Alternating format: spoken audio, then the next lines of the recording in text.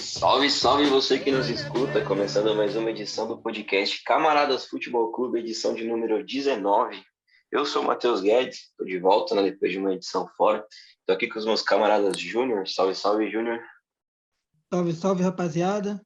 Sempre bom voltar aí. A gente estava um pouquinho off, mas agora voltamos com tudo. Voltamos com tudo. Voltamos com o Felipe. Salve, Felipe. Salve, salve, meu camarada. Salve, salve, André, Júnior. Especialmente o nosso âncora que está voltando hoje. Passou algumas semanas fora participando das negociações para trazer o Juliano, o Renato Augusto para o Corinthians, mas já está de volta aí com a gente. Deu certo, pô. Missão cumprida. Como é que vocês Só falam? falta o Sangue Roger gelado? Guedes, hein? Só falta o Roger Guedes agora, pô. Eu tô esperando o fuso horário da China para conseguir trazer. E também o camarada André. Salve, André. Hoje o Dream Team tá completo. Rapaziada. Boa noite a todos aí. Tamo junto. Faz tempo que a gente não consegue reunir os quatro, né? Hoje tá completo. Hoje a pauta tá bastante cheia, a gente vai falar bastante aí de Copa Libertadores, ou se não, Copa Dom Pedro I, né? Tá cheio de brasileiro agora.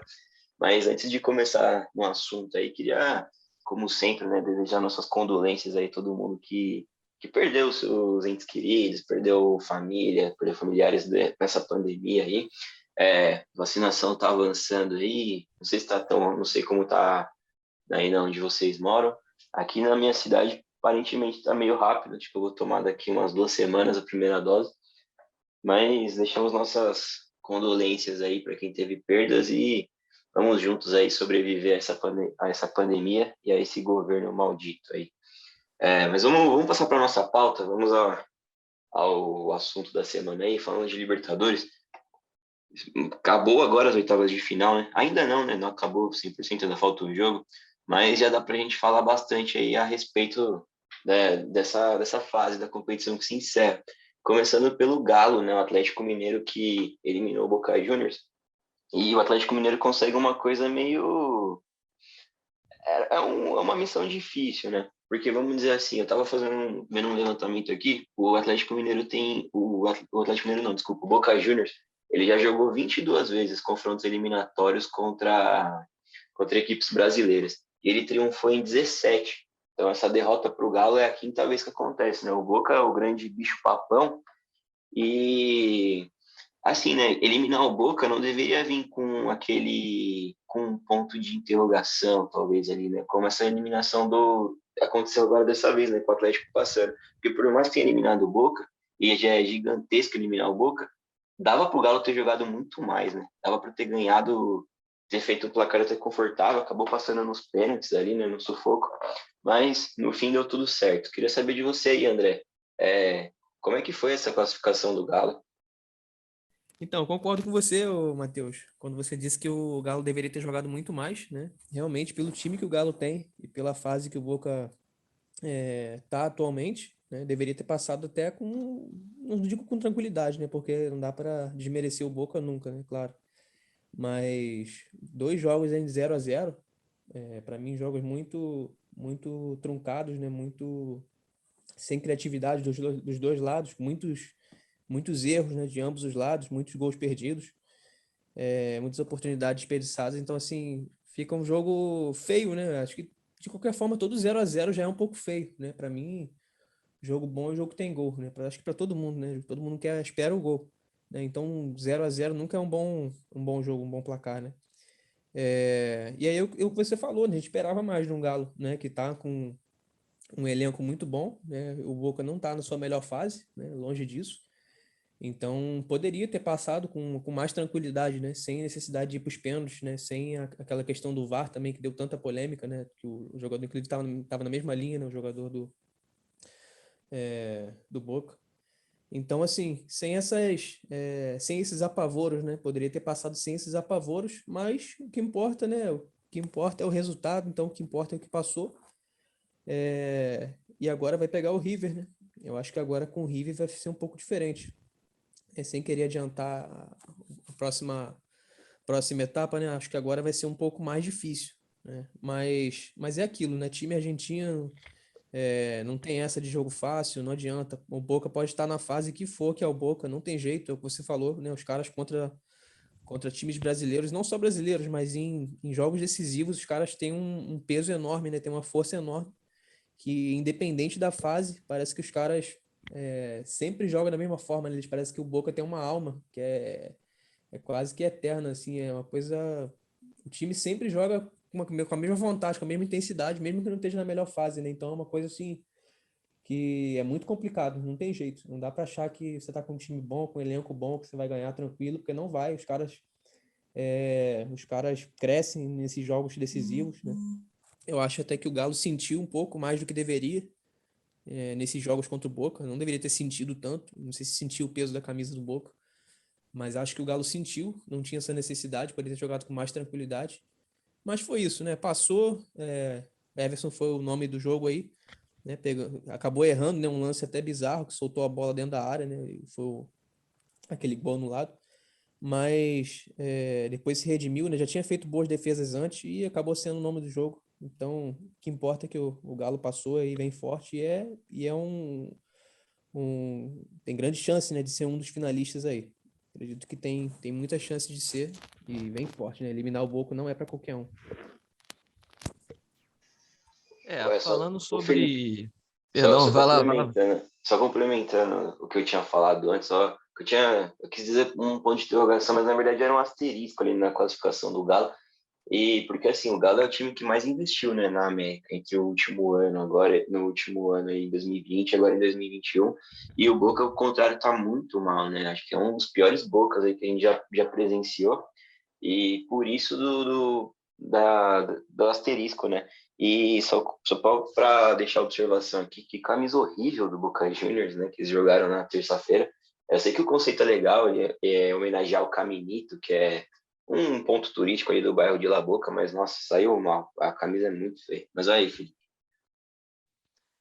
Falando sobre o jogo, né? O jogo mais polêmico dessa leva de jogos, né? Das oitavas. Eu acho que tem algumas coisas a se destacar, né? Eu acho que é um momento que talvez tenha maior disparidade entre Brasil e Argentina.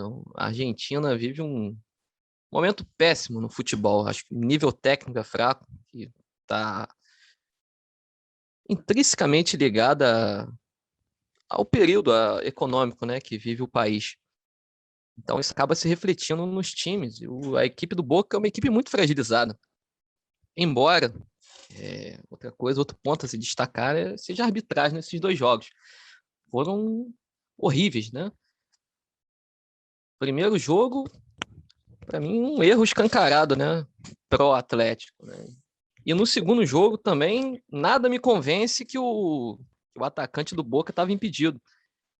O frame que a Conmebol disponibilizou é bizarro, porque não mostra o momento do lançamento, né? Só mostra quando o cara recebeu a bola. E não tá pegando na imagem o momento do passe. Então, realmente fica complicado. Fica até um questionamento no ar, né? Já que o Brasil, o governo federal, né, tiveram tanta boa vontade em receber a Copa América e a Conmebol ficou tão grata, parece que na dúvida marca para os times brasileiros, né? Para os times brasileiros. A Argentina abandonou, né, a Copa América em cima da hora. Sim, em cima da hora. Pois é. Então acaba ficando uma situação um pouco suspeita, embora a gente aqui do Camaradas não compartilhe essa onda, né, de conspirações e tudo, mas realmente fica uma coisa a se pensar. Sobre o jogo em si, como eu disse, né, a equipe do Boca muito fragilizada, mas a equipe do Atlético também. A equipe do Atlético é um remendo ainda. Ela depende basicamente dos seus valores individuais, né? O Cuca assumiu o Galo no dia 5 de março. Hoje é dia 23 de julho. Posso falar sem medo nenhum que a equipe do Atlético não evoluiu coletivamente. Ela é basicamente uma equipe que depende dos seus dois principais jogadores, o Hulk, que quando tá Bruce Banner não rende nada, mas quando tá Hulk rende pra caramba, e o Nacho. Então, tem vezes que não acontece, né? Porque o coletivo não ajuda. Taticamente, o time não apresentou nenhum tipo de evolução. Se colocasse a equipe do Boca e a equipe do Atlético lado a lado, times, valores individuais, o Atlético era jogo para passar com muita facilidade. Mas não foi isso que aconteceu. Embora a equipe do Boca tenha se aplicado, uma equipe disciplinada nos 2 jogos, jogar com raça, é aquilo mesmo. Eu não sou muito de falar que camisa pesa, que ganha jogo, mas realmente é a camisa mais pesada da América do Sul. Então, por mais que a equipe não seja boa, né? Seja boa tecnicamente, os caras jogam com fibra, né? E só uma questão, né? A se pensar. Eu duvido, se a gente tivesse público nos estádios, com a La Bombonera cheia, se o VAR anularia esse gol do Boca. Duvido. Isso aí, acho que não tem nem o que discutir. Não anularia. E outra coisa também é engraçado, né? Só para finalizar, não é querendo justificar, mas o Boca, né? A chuva de choro que vem lá da Argentina, falando de arbitragem contra o Boca, que no Brasil sempre é assim, que é uma conspiração e tudo mais, é bizarro, né? Porque a gente está falando do Boca, né? Talvez seja a equipe mais favorecida das últimas décadas aqui na América do Sul. Mas segue o baile.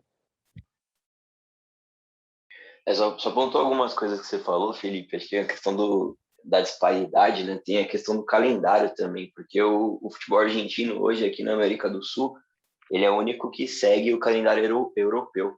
Então, voltou a Libertadores, era o primeiro jogo da temporada desses times, né, que estavam nas oitavas. Então, nas outras edições eu achei que isso era bom, porque eles chegavam descansados. Mas dessa vez, até pelo fato de não ter tido um campeonato regular lá na Argentina, né? Tipo, tá meio bagunçada a fórmula, talvez tenha pesado para eles. E essa questão do Boca chorar é uma sensação nova para eles, né? A sensação de ser prejudicado pela arbitragem. Geralmente eles estão do outro lado, né? Então eu entendo, a primeira vez sempre é meio. A gente fica meio indignado mesmo. Mas vamos rodar a pauta, o André tinha falado, né? Passando desse jogo. O André tinha falado que agora o Galo enfrenta o River Plate, né? River Plate que hoje é o único argentino que sobreviveu nas quartas de final. E isso não acontece desde 2011, né? Quando o Vélez era o único argentino que sobreviveu nas quartas. E justamente foi no duelo argentino, né? Entre Boca e Argentinos Júniors. Boca, não, desculpa, entre River e Argentinos Júniors, né? O time de Marcelo Gallardo, lá no bairro de La Paternal, no estádio Diego Armando Maradona, conseguiu vencer por 2-0, encaminhou sua classificação. E é incrível, né? Como esse time como o Galhardo, ele perde jogador, ele monta novos times, e o River tá sempre chegando, sempre chegando. É uma Libertadores dominada por brasileiros, mas olha atento nesse intruso aí que o River costuma aprontar. Mas passando desse confronto, vamos falar agora do outro brasileiro que triunfou sobre o argentino, que é o São Paulo. Maiúscula a vitória do São Paulo, maiúscula. Time que vem de um desempenho muito ruim no Campeonato Brasileiro, muito ruim mesmo. O jogo de ida foi muito ruim. O São Paulo vem sofrendo muito com desfalques. E eu já tinha entendido que o São Paulo talvez seria o primeiro time brasileiro aí, ou o único time que cairia nessas oitavas de final. Mas o jogo que o São Paulo fez lá no cilindro de Avejaneda foi maiúsculo. O Crespo que, assim, né, a linha tênue entre você inventar a vitória ou a derrota. Ou você sai como herói, ou você sai como professor Pardal. E o Crespo, ele fez ali suas invencionices e o São Paulo saiu muito bem. Ganhou com 3-1 com propriedade. Um baita jogo do Miranda, um baita jogo do Benítez, um baita jogo do Rigoni, um baita jogo do menino Marquinhos, né? 18 anos, o jogador mais jovem a marcar pelo São Paulo. Queria saber de você aí, Júnior, como foi essa classificação do tricolor do Morumbi? Então, rapaziada, eu fiquei muito surpreso com o São Paulo, né? E assim, né? Como analisando o jogo, a gente fica até interessado no que rolou. Como torcedor, fica meio chateado, né? Porque, pô, domingo vamos jogar contra esses caras são chatos pra cacete. E aí já viu, né? Pode ser que eles ganhem motivação. Mas jogaram como pouco se viu o São Paulo jogar esse ano. Não sei que tipo de motivação aconteceu no vestiário ali, e os caras vieram diferentes, né? Alguns reforços, né? Saíram, reforços entre aspas, né? Jogadores do elenco que estavam no departamento médico voltaram, e os caras jogaram de uma maneira muito positiva, né? Tentaram controlar o jogo e as poucas vezes que o Racing teve chance ali, eu não senti o São Paulo muito ameaçado, não. Tá claro que o Racing também é muito mal treinado, né? O time é muito mal treinado pelo Pizzi. Nem sei como é que esse cara ainda está no controle lá do elenco. Tá? Não sei se vai aguentar por muito tempo. Era a chance de demitir, né? Mas a diretoria lá também faz muita atrapalhada. Deixaram o BKSS sair por conta de briga interna. E não tinha muito futuro para o Racing, não. Só que o São Paulo saiu desacreditado daqui do Brasil, né? Todo mundo falando contra eles. E, e na teoria, né? Parecia que ia ser um jogo bem difícil. Mas acabou que na prática eu assisti o jogo todo. Foi como o jogo do Flamengo aí, da quarta-feira. Eu não percebi a ameaça em momento nenhum. Em todo o tempo você percebia que o São Paulo ia ganhar o jogo. É aquele tipo de jogo que você assiste sabendo, né? Pô, pode demorar o tempo que for aí, mas o time, o time tal vai ganhar, porque a superioridade é muito grande.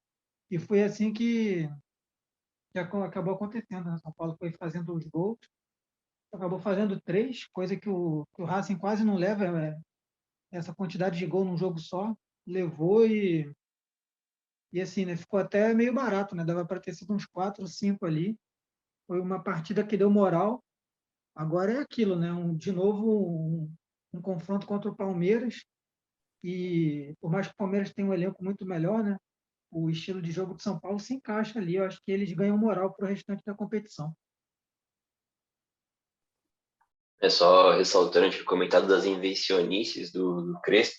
Ele entrou sem um volante de marcação, né? Em tese foi o Lisieiro, que poderia causar muito. Se o São Paulo perde, ele ia tomar muita crítica porque o Luan não jogou, né? Ele também entrou sem o. Ele colocou um menino de 18 anos para jogar, isso que é a verdade, num jogo importante desse. E porque assim, ele não tem opções de ataque. O Éder tá machucado, o Luciano machucado, ele poderia muito bem continuar insistindo no Vitor Bueno ou no Pablo, mas ele bancou o Marquinhos e deu super certo, né? É, Estão palmas para o Cristo. Foi gigante nesse jogo. E falando do rival do São Paulo, né, vai ter choque rei nas quartas de final. São Paulo e Palmeiras, não sei se é o São Paulo e Palmeiras mais importante da história, já se enfrentaram outras vezes, né, na, na Libertadores. O São Paulo leva muita vantagem também, já foi final de Campeonato Brasileiro, né, o Palmeiras ganhou em 73 do São Paulo. Mas não dá para negar que vai ser um dos jogos mais importantes desse duelo, né?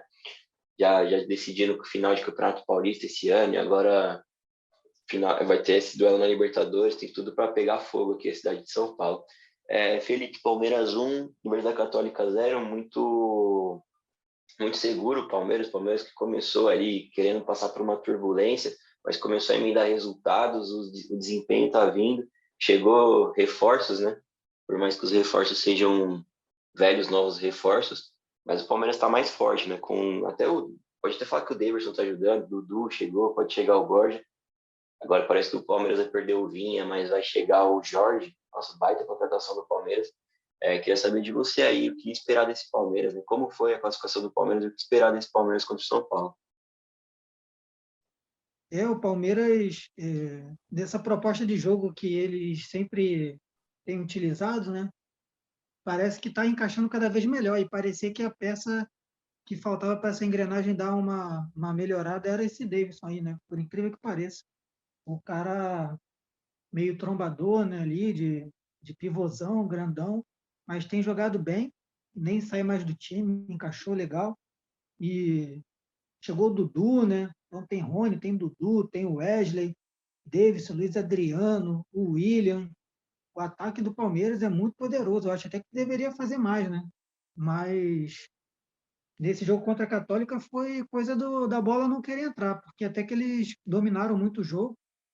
Pode ser, não é o jogo plástico assim que a maioria das pessoas querem ver, até porque você fica agora com a memória recente de times que jogaram mais legal, né? Mais interessante. Então, quando tu vê o Palmeiras jogando ali com lançamento, né? Aquela ligação direta, toca pouca bola, já faz uma jogada vertical para encontrar alguém no ataque para fazer uma jogada de definição muito rápida, às vezes as pessoas até não gostam muito, mas a gente não pode negar que é muito eficiente. Os caras fazem isso muito rápido e eles chegam no gol com muita facilidade. Contra a Católica foi isso. Eu reparava assim que em pouco tempo o Palmeiras não brinca muito com a bola ali não, né? Tem toquinho não. Alguém já faz o lançamento ali de trás para encontrar alguém em posição boa para marcar e a proposta deles, né? Os caras fazem isso muito bem. É choque de estilos, né? Quando pegar um São Paulo agora aí, quando for pegar mais na semifinal o Atlético ou o River, vai ser um choque de estilos, mas vamos ver, né? Eu sei que funciona bastante. Os caras estão liderando o brasileiro aí, é, classificados também na Libertadores, né? Vamos ver até onde esse estilo do Abel aí pode levar o Palmeiras esse ano novamente. Os caras já ganharam bastante na temporada passada e, e a moral está no alto, né? Tem só a eliminação na Copa do Brasil, mas a moral dos jogadores está lá no alto. Se o Dudu voltar à velha forma, é aquele cara extra classe que decide jogos, né?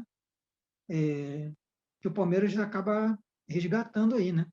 E só lembrar que judicialmente ele não respondeu até agora, né? Fugiu do país para jogar em outra liga, para poder fugir da justiça, ficou um ano, voltou numa dessas negociações que ninguém nunca vai explicar, mas que não tem sentido nenhum.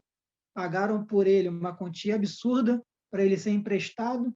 Duvido que essa quantia é real, ninguém paga aqueles valores em milhões de reais para ter o cara por um ano e depois nem exercer o direito de compra. Mas está aí, né? Qualquer violência contra a mulher, a gente vê aí, né? Que é mais uma das violências que são silenciadas e o cara está jogando como se nada tivesse acontecido.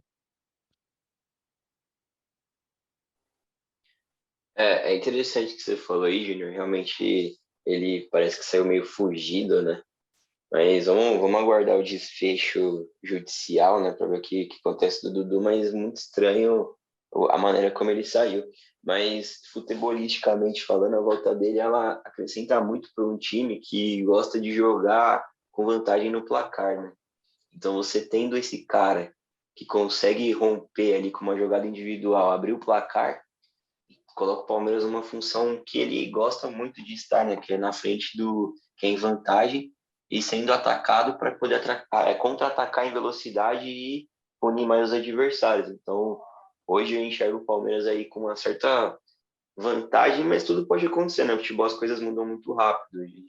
Todo mundo dava o São Paulo como um virtual eliminado, nem todo mundo, mas grande parte das pessoas já acreditavam que o São Paulo poderia cair fora.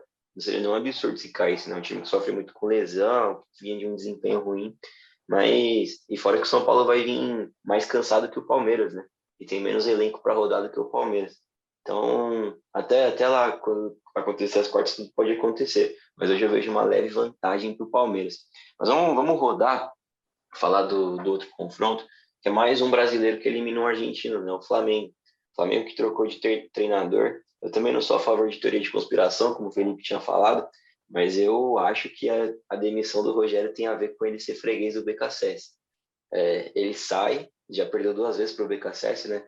Então a diretoria do Flamengo tira o Rogério antes do confronto e o Flamengo passa do Defensa e Justiça. Mas brincadeiras à parte aí, uma atuação também maiúscula do Flamengo, né? Mostrando mais uma vez por que eles são favoritos, né? E parece que tem um frescor ali no ambiente, né? O Renato, ele é um cara mais boa praça, mais aberto a brincadeiras. O Rogério, ele parecia ser um cara mais sério. Eu não sei se... Não dá para saber, é muito recente o trabalho do Renato. Não dá para saber se alguma coisa já mudou. Mas que parece que tá um clima mais leve, tá. O que você acha aí, André, dessa classificação do Flamengo? Então, o Flamengo que eu queria falar antes é algo muito interessante, né? Que ele foi do provável pior jogo do ano ao melhor, né? Nesses confrontos aí contra o Defensa, né? Que foi o pior jogo, para mim, desse ano. Aquele 1-0, né? Apesar da vitória, foi um jogo horroroso, né? A pior exibição, né, do Flamengo, foi horrível. Ganhou na sorte. E já nessa semana, né, conseguiu ganhar, fazer 4-1, né? Um jogo que aí foi um dos melhores, né, desses últimos tempos, e acho que o melhor desse ano. O Flamengo conseguiu jogar de uma forma mais solta, né, como você falou, os caras, pô, estavam satisfeitos, né, fazendo aquilo ali, estavam livres, né, estavam uma tranquilidade, né? Sem um peso. Então, fluiu, né? Tudo fluía. Até Vitinho mesmo que vinha sendo cobrado, né? Michael, Vitinho entrou, fez 2 gols em 10 minutos, Michael entrou bem, né? Então, você vê que o grupo tá motivado, né? E é o que você falou, né? O Ceni parece que ele é muito sistemático, ele é muito, como é que eu vou dizer, muito perfeccionista. Não sei se é impressão, né? Mas isso não dá muito certo no Flamengo. O Flamengo tem que ser mais simples, mais motivação mesmo, vestiário, é isso aí. Então, o Renato ele tem mais proximidade em questão de estilo, né? Em questão de perfil, acho que até com o Jorge Jesus, né? Não em questão tática, mas em questão de se portar, né, com os jogadores, ele tem mais a ver com o Jorge Jesus. O Jorge Jesus também era para frente, era motivacional, tal, era uma outra pegada, né? Então os jogadores gostam disso, né? Isso dá certo no Flamengo. E inclusive esse foi um dos jogos aí que mais parecidos com aquele do Flamengo de 2019, né? Da época de Jorge Jesus, da era pós-Jesus, né? Então, assim, acho que se ele conseguir manter aí esse padrão de jogo, que inclusive nem teve jogo, né? O Defensa não conseguiu fazer nada no jogo. Acho que se ele conseguir manter esse padrão, né? Manter esse modo de jogar, né? Que inclusive o Bruno Henrique voltou a jogar bem, né? Principalmente no primeiro tempo. O time abrindo espaço para ele correr no corredor, ele toda hora sendo lançado, né? Com espaço, né?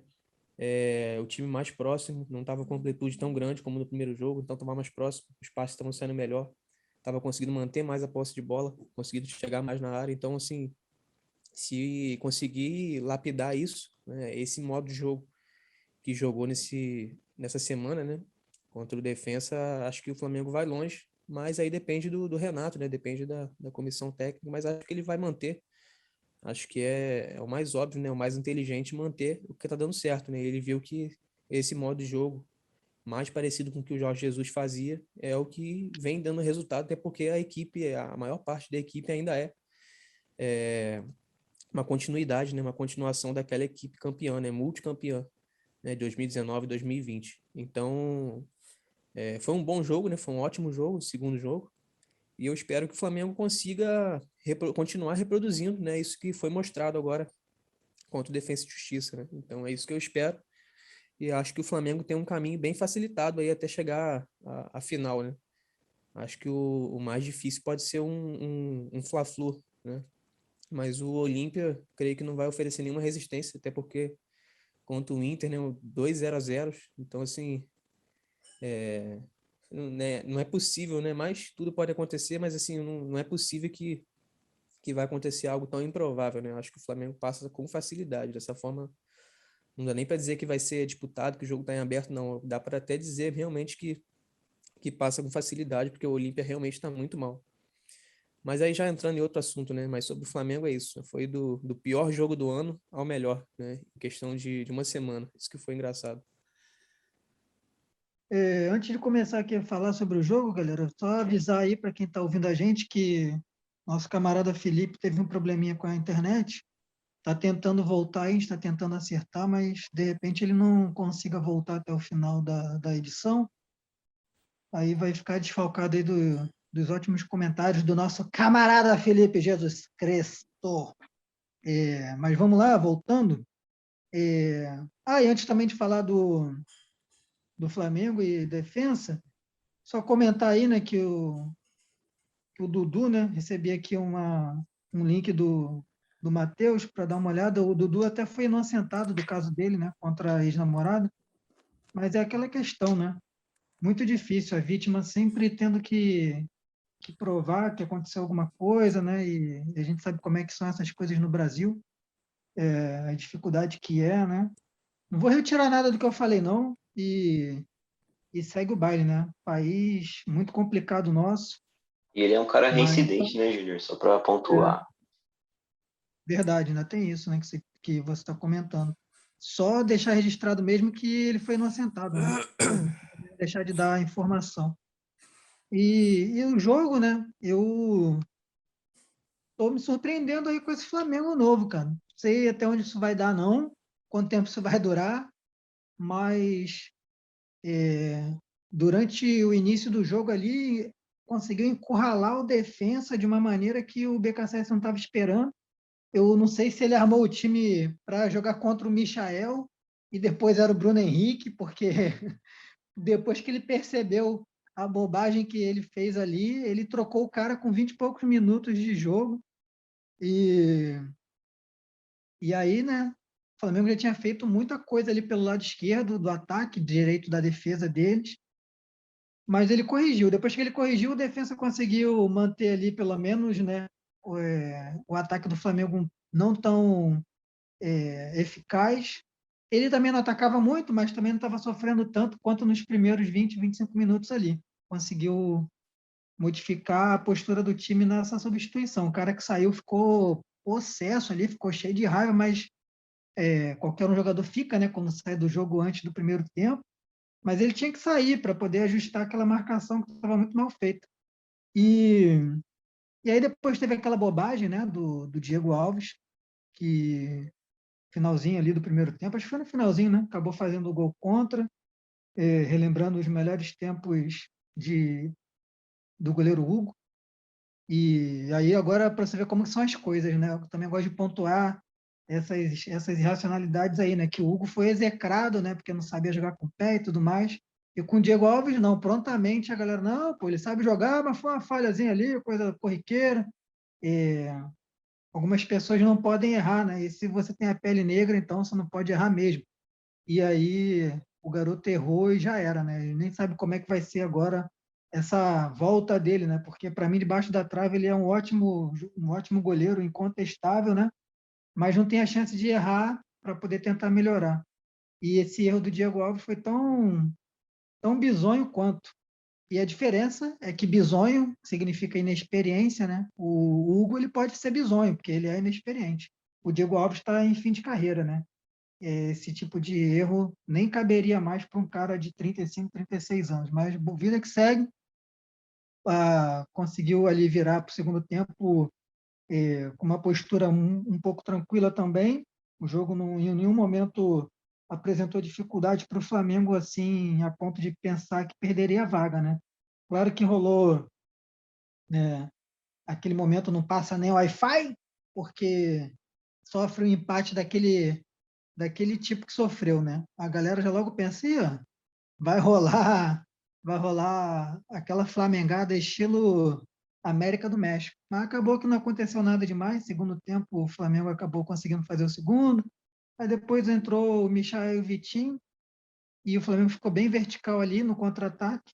Toda hora saía de cara, e aí preciosismo, alguns erros na hora de concluir, até que o Vitinho acertou dois chutes bem interessantes, e o Flamengo fechou.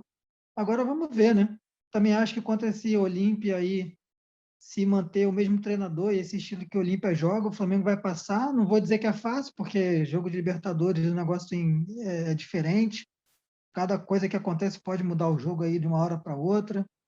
E a gente vê aí, né, confronto de times melhores, nem sempre o resultado é o que a gente imagina. Então, o Flamengo é favorito, mas não vou sair cravando que tenha facilidade, não. Vamos esperar para ver o que vai ser aí dos próximos capítulos que a Libertadores reserva. É um torneio muito traiçoeiro. O André bateu no peito, garantiu aí o Flamengo. É traiçoeiro porque o próprio Olímpia, ele é uma amostra disso, né? De como a Libertadores pode ser traiçoeiro. O Olímpia, que agora vai ser o adversário do Flamengo, foi o único time que conseguiu jogar com o brasileiro nessa fase e o eliminar, né? Ainda tem o Fluminense ainda que está pendente, mas por enquanto o Olímpia foi o único time que conseguiu eliminar um brasileiro. E E tem assim, uma particularidade, cara. Só para te interromper um minutinho, tem uma uhum. particularidade aí. Flamengo e Olímpia já jogaram 6 vezes pela Libertadores em fase de grupo. O Flamengo nunca ganhou, só empatou. Empata ou perde. Muito louco isso, cara. 6 jogos até hoje o Flamengo não tem uma vitória contra os caras. E o Olímpia que ontem ganhou não, né? Empatou com o Inter, acabou eliminando o Inter, né, nos pênaltis. Mas tem uma curiosidade aí, o Júnior falou do histórico. Já tinha acontecido um jogo eliminatório entre Inter e Olímpia, em 89, era semifinal, né? Era o jogo mais importante do que esse que aconteceu ontem. Mas na época, o jogo também, o Inter tinha vencido, né, lá no Defensores del Chaco, perdeu de 3-2 no Beira-Rio, não tinha gol fora na época, né? Então o jogo foi para os pênaltis o Inter perdeu um pênalti no tempo regulamentar. Ontem não teve vitória de nenhum dos lados, né? Foi 2 empates, 2-0, mas também aconteceu isso. O Inter perdeu um pênalti no tempo regulamentar e acabou eliminado nos pênaltis. E na época o Aguirre era jogador ainda, ele estava jogando pelo Inter, ele começou o jogo no banco de reserva. E ontem ele estava no banco de reserva do Inter, né? Então tem as suas coincidências também. Mas assim, o Olímpia parece ser o time que. O único time que não entendeu ainda o que está fazendo nas oitavas. Para mim é o pior time que tem. E o Flamengo melhor, por isso que até tem uma base de razão no que o André fala. Mas, assim, o Inter fez um jogo muito ruim no primeiro jogo, acabou não se safou, né, de perder o jogo lá no Paraguai. Só que ontem o Inter jogou muito mais que o Olímpia, muito mais. A gente sabe que o Inter está passando aí por uma reestruturação, né? Trocou de treinador recentemente, o time está tentando se encontrar, só que ontem se encontrou. Ontem o Inter jogou pra caramba, criou um monte de chances, deu 17 chutes no gol. Só que para mim, apesar de assim, a bola não ter entrado, até o Edenilson perdeu o pênalti, né? Nos últimos 14 pênaltis que ele bateu, ele não tinha perdido, ele foi perder justo ontem. Não dá para colocar só méritos do Olímpia. Eu acho que tem um pouco de incompetência do Inter e talvez um espírito ali meio de time derrotado, talvez. Um time que não esteve aquém do compromisso, né? Era uma oitava de final de Libertadores, parecia só mais um jogo normal de Campeonato Gaúcho. Queria ouvir de você aí, Júnior, nessa eliminação do Colorado.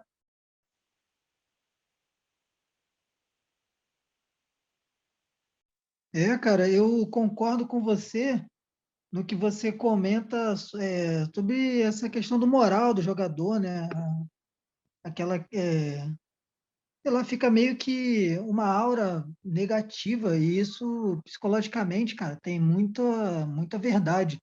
Quando você está com o espírito para baixo, meio derrotado, isso em qualquer esfera da vida, cara, as coisas demoram a voltar a funcionar, né? Você precisa de alguma injeção de ânimo, né?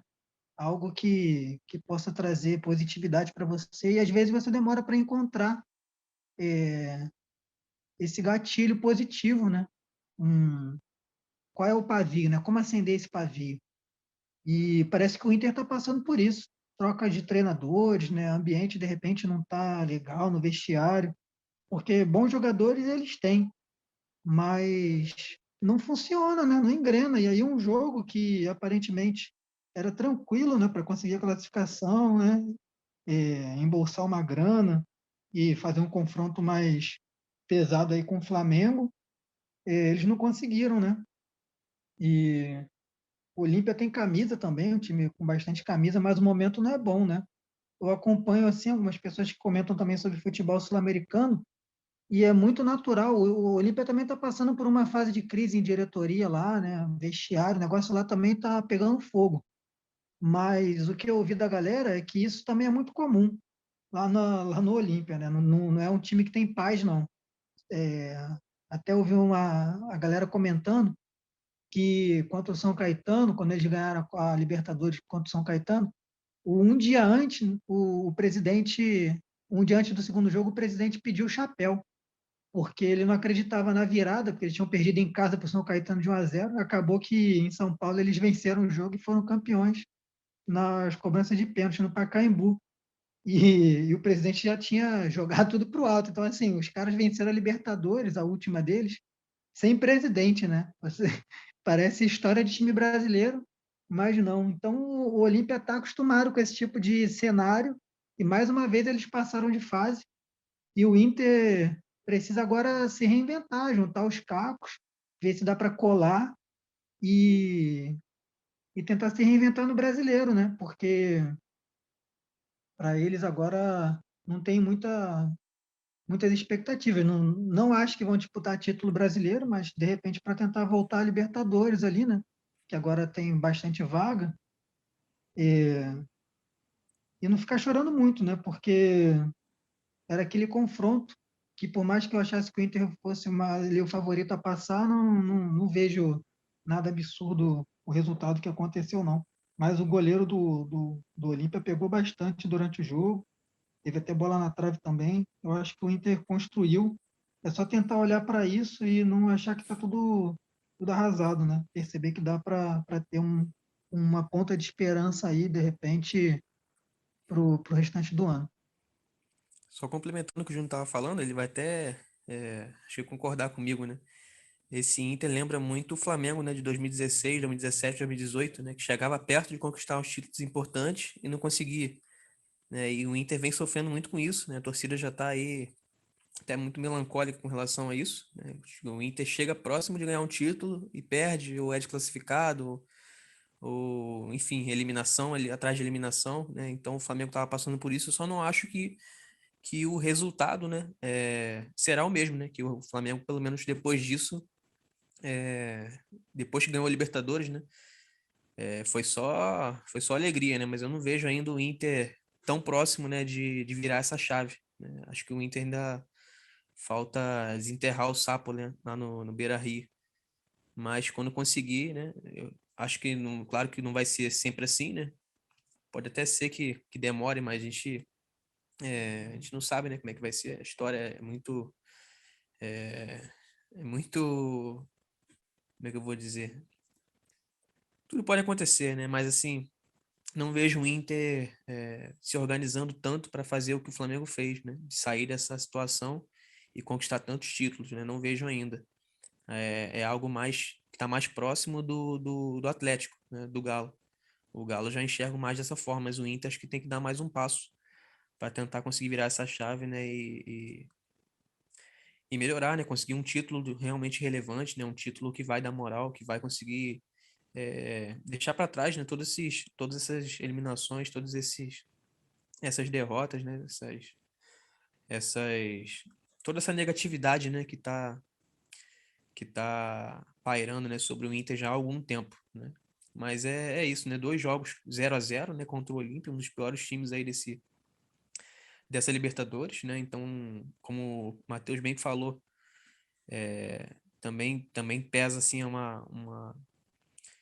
é que eu vou dizer? Uma certa incapacidade, né, do Inter, que poderia tranquilamente ter ganhado esses jogos, né? Poderia ter jogado muito mais, né?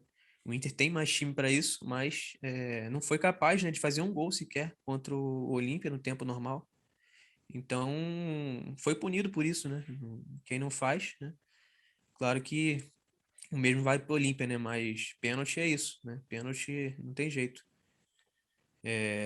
Então, o Inter vai ter que se organizar, vai ter que rever os conceitos, vai ter que se reestruturar, né, e esperar mais um pouco. Não foi dessa vez. E também concordo com o Júnior quando falou que no brasileiro provavelmente não vai disputar. Concordo também. Acho que não vai ser dessa vez que vai disputar o brasileiro. Ano passado foi o mais próximo aí que chegou. A um jogo, né? Ficou a um gol, né, de ser campeão, na verdade. E acho que esse ano está mais distante do que o ano passado. E é isso. Só passando aí pro último confronto de oitavas, né? Teve um outro jogo não brasileiro entre Barcelona de Guayaquil contra a Vélez Sarsfield, né? Ambos os times estavam desfalcados de seus melhores jogadores. O Barcelona sem o Damian Dias, né? Um argentino naturalizado equatoriano. O Vélez sem o Thiago Almada, um jogador que está na seleção olímpica, né? Seleção olímpica da Argentina, por sinal, estreou com derrota contra a Austrália.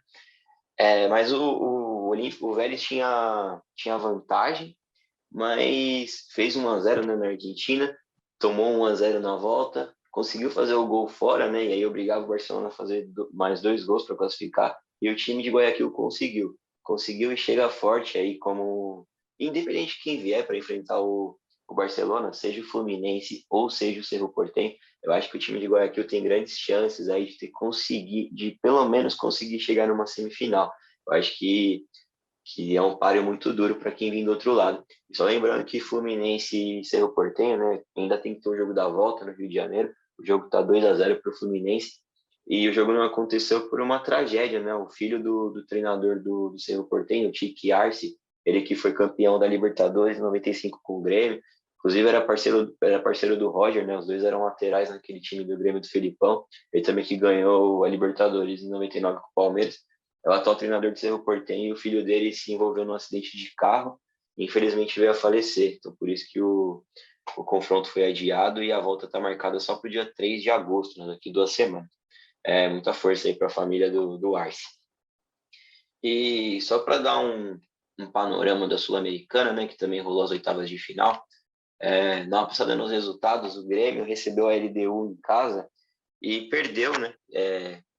Ganhou de 1-0 no Equador, estava ganhando de 1-0, tomou a virada para a LDU, um pênalti bem controverso ali para o time equatoriano, e o Grêmio acaba sendo eliminado no placar agregado.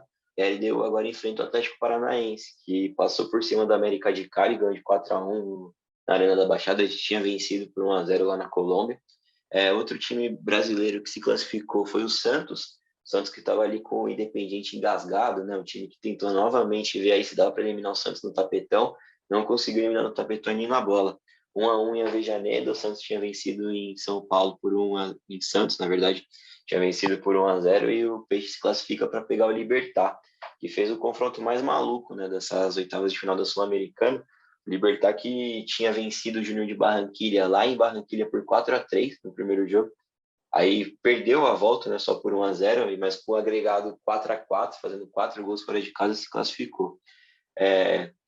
Assim como na Libertadores só tem um argentino vivo também na Sul-Americana, que é o Rosário Central, que venceu por 1-0 no Gigante de Arroito, ganhou do Deportivo Táchira da Venezuela, classificou com o placar agregado de 3-2, e vai pegar o Red Bull de Bragança Paulista, que venceu, o que ele passou pelo Del Valle, né? Tem um resultado meio surpreendente aí, 2 times que gostam de jogar para frente. O Red Bull acabou sobressaindo, tinha ganhado 2-0 lá no Equador, sem o seu melhor jogador, né? Que também está na seleção olímpica, o Claudinho. O time empatou em 1-1 lá na Bia Bichedi. E nos outros 2 confrontos, né, que marcam aí as quartas de final, o Sporting Cristal do Peru empatou em 1-1 com o Arsenal de Sarandi em Sarandi, e como tinha vencido por 2-1 já em Lima, classificou e vai pegar o Peñarol. Peñarol que fez o confronto aí com o seu eterno inimigo nacional. Um jogo que saiu bastante faísca, teve expulsões, brigas, como todo Peñarol e Nacional deve ter. O Nacional até ganhou por 1-0, né, um gol já nos acréscimos, mas não adiantou porque tinha perdido no Gran Parque Central, né, na sua casa, o jogo da ida por 2-1 para o Peñarol. E o Peñarol classifica com o gol fora. E agora a gente fica na expectativa, né, para os confrontos aí das quartas de finais das 2 competições. Mas como tem um tempo ainda, a gente vai voltar para falar de Campeonato Brasileiro e outras coisas mais que estão acontecendo. Então é isso, né? O episódio de hoje vai ficando por aqui. Infelizmente a gente não acaba aí com o Felipe, né? Felipe que não conseguiu voltar. Mas no próximo episódio ele está de volta aí, vai dar tudo certo. Então vou agradecer aos meus camaradas aí pela companhia. Valeu, André. Até a próxima. Valeu, rapaziada. Agradeço a todos que nos ouviram. Uma boa noite a todos e até a próxima. Júnior, um forte abraço. Até a próxima. Abraço a todas e todos e todos. E Felipe Jesus Cristo, volte logo, amigo. Eu sou Oséias aqui do nosso quarteto.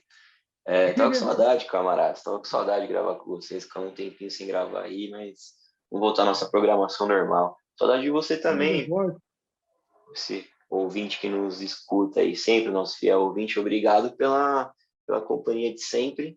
Agradeço mais uma vez a sua companhia e voltamos numa próxima. Valeu!